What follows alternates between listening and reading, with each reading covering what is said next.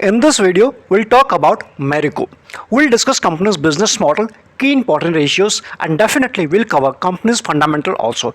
At last, we'll discuss about levels and target along with the charts. So let's begin with company's business model. हम जानते हैं company जो है या फिर मैरिको जो है वो एक Indian based consumer good company है। एंड जो कंपनी का जो काम है या जिस सेगमेंट के अंदर कंपनी काम करती है वो एक ब्यूटी एंड वेलनेस कैटेगरी के अंदर काम करती है। और सिंप्लीफाई कर दें तो एक कॉस्मेटिक सेगमेंट के अंदर कंपनी काम करती है।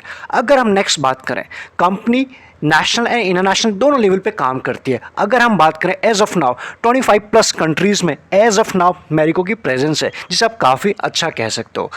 नेक्स्ट अगर हम बात करें जो कंपनी के प्रोडक्ट हैं या फिर कंपनी का जो प्रोडक्ट पोर्टफोलियो काफ़ी डाइवर्सिफाइड है या फिर काफ़ी डाइवर्सिफाइड सेगमेंट के अंदर भी कंपनी के प्रेजेंस है एज ऑफ नाउ। अगर समझने की कुछ कोशिश करें, हेल्थ केयर में भी है, स्किन केयर में भी है, एडिबल ऑयल्स में भी है एंड उसके बाद हेल्दी फूड्स में भी है एंड उसके बाद मेल ग्रूमिंग, इन सभी जगह कंपनी ये कैटेगरी है, इन सभी कैटेगरी में कंपनी की प्रोडक्ट है या फिर पकड़ है।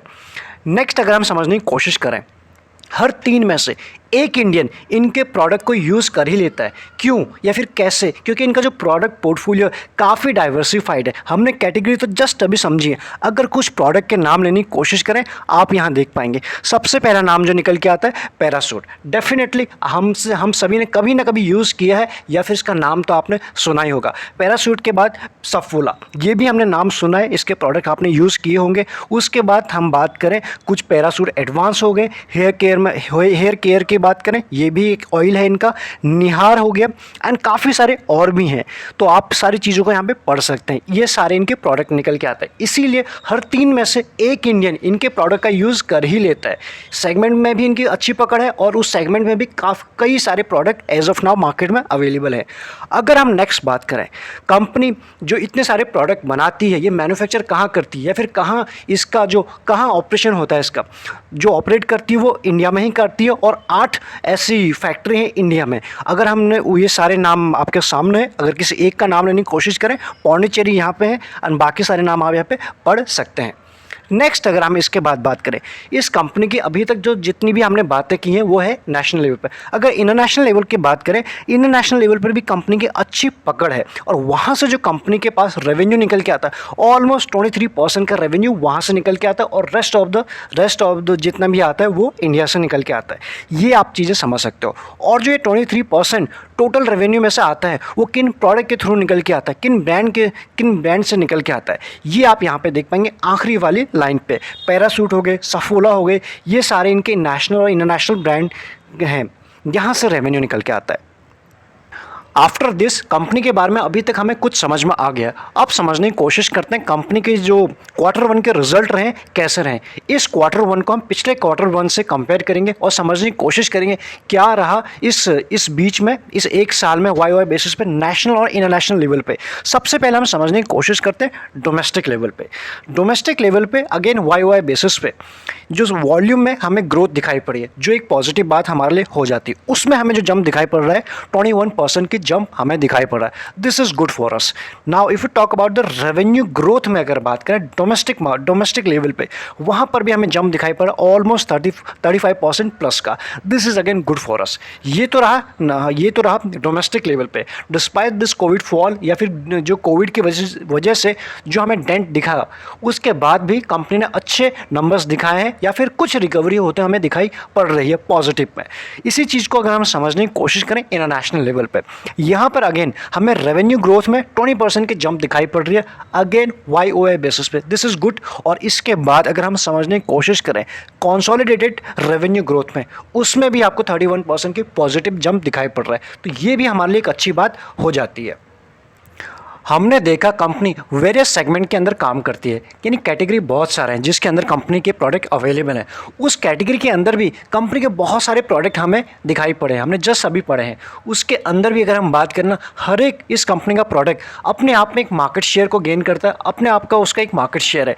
तो अगर हम बात करें सबसे पहले इनका जो स्ट्रॉन्ग प्रोडक्ट है, जिन्होंने टफ टाइम है कोविड के टाइम में, जब पूरा देश नेशनल लॉकडाउन झेल रहा था या फिर सेकेंड वेव था, और जिस वक्त ई-कॉमर्स की बात करें, ऑफलाइन की बात करें, पूरा कंप्लीटली शून्य हो चुका था, उस वक्त ये स्टार परफॉर्मर रहा इनके प्रोडक्ट का। पैरासूट उनमें से नाम निकल के आ रहा है एक। क्यों, आप यहाँ देख पाएंगे। अगर हम इसकी बात करें Q1 FY22 की बात करें, उस वक्त जो इसकी वॉल्यूम ग्रोथ रही है 12% प्लस रही है। ऐसे टफ टाइम में इसने पॉजिटिव में नंबर दिखाए, ये हमारे लिए एक अच्छी बात हो जाती है। अगर हम साथ ही में नेक्स्ट अगर हम बात करें जो इनके बाकी ऑयल है, एक ऑयल तो हमने वो देख लिया, दूसरे कौन कौन से वो तो आप यहाँ देख सकते हो। निहार है, हेयर एंड केयर है, एंड उसके बाद ये पैराशूट है, पैराशूट, ये सारी चीज़ें आप यहाँ पे देख सकते हो। उसके इन सभी की अगर हम बात करें 34% की वॉल्यूम ग्रोथ इनमें भी रही है, ये हमारी एक पॉजिटिव बात हो जाती है। ऑयल सेगमेंट के बाद या फिर ऑयल कैटेगरी के बाद जो इनका दूसरा ब्रांड है वो है सफोला। हम जानते हैं उस सफोला के अंदर भी कई सारे प्रोडक्ट निकल के आते हैं। अगर समझने की कोशिश करें, सफोला हनी, सफोला नूडल्स, ये सारे नूडल्स एंड पास्ता ये सब निकल के आते हैं। अब इनके भी अपनी अपनी मार्केट शेयर है, आप यहाँ समझ सकते हो। 25 प्लस जो मार्केट शेयर है इन ई कॉमर्स में किसकी है, सफोला हनी की है, यहाँ पर आप समझ सकते हो। अगर हम समझने की कोशिश करें सफोला नूडल्स एंड पास्ता की, तो ये 5th नंबर पे आता है बेस्ट सेलर ऑन अमेज़ॉन पे, यानी वहाँ से भी इनकी ऑनलाइन भी सेल होती है और वहाँ पे 5th नंबर पे निकल के आता है। रैंकिंग की बात करें तो वहाँ पर भी इनके प्रोडक्ट रेंज या फिर रैंक कर रहे हैं। पहले हमने ऑयल कैटेगरी को समझा, उसके बाद सफोला की समझा। अगर हम बात करें पर्सनल प्रीमियम जो इनके केयर रहते हैं, उसके अंदर जो ब्रांड निकल के आते हैं लिवॉन, आपने इसका नाम सुना होगा। उसके बाद सेटवेट और बियर्डो, ये भी इन्हीं के प्रोडक्ट हैं। अगर हम समझने की कोशिश करें प्री कोविड लेवल पे जो रिकवरी है वो लिवॉन में तो आ चुकी है, लेकिन सेटवेट में अभी भी नहीं आई है, स्टिल इन प्रोसेस है। तो क्यों, अब आप समझ सकते हो वर्क फ्रॉम होम हो रहा है, घूमना उस तरह से नहीं हो रहा है। लोग पहले अच्छे से जेल वेल लगा के ऑफिस जाते थे एंड घूमने जाते थे, बाहर निकलते थे, लेकिन कोविड की वजह से सारी चीज़ें एकदम से थोड़ी सी रुक सी गई हैं, तो एक इफेक्ट वहाँ से पड़ा हुआ है। अब धीरे धीरे चीज़ें इंप्रूव होंगी अगर थर्ड वेव नहीं आता है तो। उसके बाद बियर्डो में भी अगर हम बात करें, इसकी भी जो रिकवरी है इन लाइन है, वैसे रिकवरी अभी नहीं हुई है, लेकिन धीरे धीरे इन लाइन है, ये आप कह सकते हैं। अब जैसे हमारी बात हो ही रही थी कि इनके जितने भी प्रोडक्ट हैं, हर एक प्रोडक्ट अपने आप पे एक मार्केट शेयर को गेन करता है प्लस एक रैंक रखता है। अगर आपके सामने कुछ नाम लेने की कोशिश करें, कोकोनट ऑयल्स की अगर बात करें, इसका जो मार्केट शेयर है 62% है, फर्स्ट रैंक पे आता है इस कैटेगरी में। उसके बाद पैराशूट की बात करें, रिजिड्स, तो वहाँ पर भी 52 प्लस। उसके बाद सफोला सुपर प्रीमियम, यहाँ पर आप देख सकते हो 82। तो सारी चीज़ आप पढ़ सकते हैं। सफोला ओट्स भी इनका रैंक करता है, सफोला मसाला ओट्स भी रैंक करता है, वैल्यू एडेड हेयर ऑयल्स में ही है। तो सारी चीज़ें आप यहाँ पे देख सकते हैं, हर एक प्रोडक्ट इनका अलग मार्केट शेयर को गेन करता है। ये सारी कहानी होगी अभी तक कंपनी के बारे में। अब इन्वेस्टर की नज़र से देखें कि कैसे रिटर्न दिए हैं, कंपनी के बारे में पता हो गया। अब उसके बाद समझने की कोशिश करते हैं पिछले एक साल में अगर कंपनी ने जो रिटर्न दिया अपने इन्वेस्टर को, 50% के रिटर्न दिए हैं, जिसे आप काफ़ी अच्छा कह सकते हो। Now if you talk about 2 साल की, 46 प्लस है, इसे भी आप अच्छे कह सकते हो। 3 साल की बात करें 61% की रिटर्न। जो इसमें मैक्सिमम जो गेन आया है वो पिछले एक साल में ही आया है, ये हमें यहाँ पे दिखाई पड़ रहा है। और जो मैक्सिमम इसने जो अभी तक रिटर्न दिया अपने इन्वेस्टर को, वो आप यहाँ पे देख सकते हो 13335 के आसपास, यानी काफ़ी अच्छा रिटर्न इसने लॉन्ग रन में अपने इन्वेस्टर्स को बना के दिया है। अगर हम बात करें इन रिटर्न के पीछे किसने ड्राइव किया, इन रिटर्न को किसने ड्राइव किया, एक तो आप समझ गए कंपनी के प्रोडक्ट काफ़ी अच्छे हैं, हर 3 में से एक इंडियन यूज़ कर ही लेता है, प्लस एक ऐसे प्रोडक्ट हैं शायद जिस कमरे में बैठ के आप ये वीडियो देख रहे होंगे, कोई ना कोई आपके कमरे में इस कंपनी का प्रोडक्ट होगा, या फिर आपके किचन में होगा, या फिर आपके टेबल के आसपास डेफिनेटली होगा। अगर हम समझने की कोशिश करें इसके जो नंबर्स हैं, sales, operating profit and net profit की बात करें, तो सेल्स आप समझ सकते हो जो जून में है उससे जंप हुआ था दिसंबर में, और दिसंबर से एक डिप हमें जो कहीं दिखाई पड़ी थी वो थी मार्च क्वार्टर में। उस वक्त हमें थोड़ा सा कोविड के सेकेंड वेव की तैयारियाँ शुरू हो गई थी, और उसके बाद जो रिकवरी होते हुए दिखाई पड़ी है जून क्वार्टर में इस वक्त। तो अगेन सबसे ज़्यादा इस वक्त कंपनी ने नेट सेल पोस्ट किया है, ये हमारे लिए अच्छी बात हो जाती है। अगर हम बात करें नेट प्रॉफिट के, अगेन इसमें भी कुछ वैसा ही हुआ। जून में 389 CR, नेक्स्ट क्वार्टर में जंप और एक डिप मार्च क्वार्टर में, और उसके बाद 481 के आसपास। इन सबसे ज़्यादा चारों क्वार्टर में कंपनी ने इस बार ये ऑपरेटिंग प्रॉफिट दिखाया है, दिस इज़ गुड। इसके बाद अगर हम बात करें नेट प्रॉफिट के, 264 नेक्स्ट क्वार्टर में, 307 जंप, 219 डिप, और उसके बाद सबसे ज़्यादा यहाँ। तो कुल मिला के अगर कोई क्वार्टर में कंपनी ने ज़रा सा डिप दिखाया था, या फिर हम इस तरह से समझें जो कोविड का इम्पैक्ट था उसके बाद रिकवरी हो रही है या फिर नहीं हो रही है, तो हमें क्लियरली दिखाई पड़ रहा है कि रिकवरी हो रही है। This is good for us quarterly basis पे। नाउ एग्जैक्टली हमें चीज़ें समझ में आ जाएंगी ईयरली बेसिस पे। आप यहाँ देख पाएंगे 18 से लेकर 21 तक का डेटा हमारे सामने है। 18 में जो सेल कंपनी ने पोस्ट किया था, आप यहाँ देख पाएंगे ग्राफ के फॉर्म में आपको चीज़ें कंटिन्यूसली अप ट्रेंड में बनी हुई दिखाई पड़ रही है। डिस्पाइट 2020 वो अपने आप में एक अलग ईयर है और उसके बाद रिकवरी भी आपको शानदार होते हुए दिखाई पड़े। ईयरली बेसिस पे भी आपने देख ही लिया है एंड जस्ट अभी हमने देखा था क्वार्टरली बेसिस पे। यही चीज़ें की अगर हम बात करें ऑपरेटिंग प्रॉफिट 1137, नेक्स्ट ईयर जो हो गया था ऑपरेटिंग प्रॉफिट 1325, अगेन उसमें जंप था और उसके बाद डिप तो हमें दिखाई पड़ा 20 में और उसके बाद चीज़ें वापस से रिकवर हो गई है। ये हमारे लिए अच्छी बात है। इन सब के बाद फोकस करें नेट प्रॉफिट के ऊपर, तो ये भी चीज़ आपको कंटिन्यूसली अप ट्रेंड में बनते हुए दिखाई पड़ी, एक अच्छी रिकवरी हमें होते हुए दिखाई पड़ रही है। तो 2018 में कंपनी ने जो टोटल नेट प्रॉफिट पोस्ट किया था 814 के आसपास इतना CR, अभी वो हो चुका है 1172, इम्प्रूवमेंट है, अच्छी बात है। नेक्स्ट अगर हम इसके बाद बात करें इसके सेल्स ग्रोथ कैसी रही है पिछले 1, 3, 5 साल में। 5 साल की बात करें 5% के आसपास इसकी सेल्स ग्रोथ रही पिछले 5 साल में। 3 साल की बात करें 7% और 1 साल की बात करें ये हमें 8% दिखाई पड़ रहा है। तो कुल मिला के चीज़ें हमें इंप्रूव होते हुए दिखाई पड़ रही हैं। This is good for us. Now अगर हम बात करें इसके प्रॉफिट ग्रोथ कैसे रहे, 5 साल में 10%, इस आप काफ़ी अच्छा कह सकते हो, और पिछले 3 साल में 15% और 1 साल में 10% के आसपास। यानी चीज़ें आपको वैसे रिकवर अभी नहीं होते हुए दिखाई पड़ रही, but after all numbers are positive, अच्छे नंबर हैं। नेक्स्ट अगर हम बात करें इसके ROE और ROCE के ऊपर, ROE की अगर बात करें 5 साल में 32 था और अभी हमें दिखाई पड़ रहा है 38, और 3 साल की अगर बात करें 35, यानी कुल मिला के 1, 3, 5 साल में कंपनी का जो ROE है शानदार है, बड़ा ही बेहतरीन है।